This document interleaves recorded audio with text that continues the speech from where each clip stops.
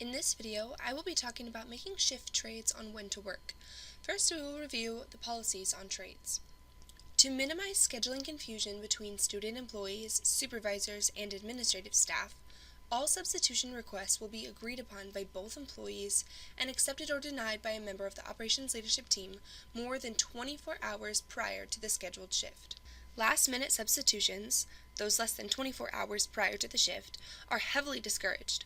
Although, in extenuating circumstances, notify the following people via email about the trade: the OS or OA for the shift, the Senior Operations Associate, the Department Coordinator, and CC the individual taking the shift.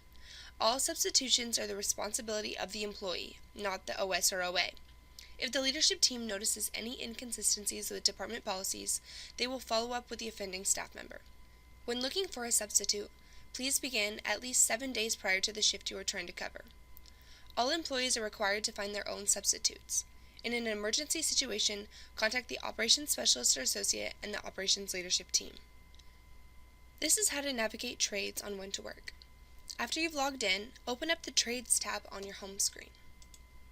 This will bring you to the trade board for each week. You can also switch to a monthly view if that's easier to look at. If an employee is trying to trade a shift, it will be located here. The color of the posting represents whether they want to trade the shift, drop it, or have no preference.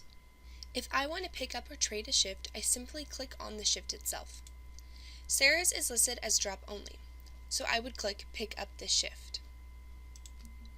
This facility support shift is listed as trade or drop, so I could click to pick up the shift or click on one of my own shifts to propose a trade. This EI shift is listed as trade only, so I don't have the option to pick up the shift, only to propose one of my own shifts. This window showcases the personal information for the employee if you need to contact them to discuss the trade.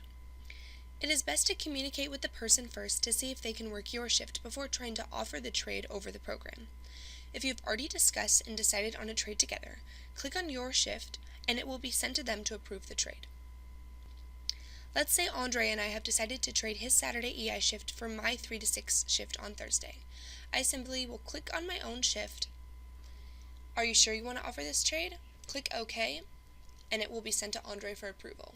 Also, under the Trade Board tab, we have My Shifts and Offered. My Shifts shows all of my upcoming shifts that I can either post as trade or drop. If I want to post as trade or drop OK, I would simply select both boxes and click Post. After I have posted the shift, now it will show up on the Trade Board as trade or drop OK. Under the Offered tab, this shows trades that have been offered to me, pickups offered to me, and trades I have offered to others. I have offered Andre my Thursday 3 to 6 EI shift for his Saturday 6 to 10:15 shift at EI. Once my trade has been approved by an OS or OA, it will no longer appear under the Offer tab and will instead just show on my schedule.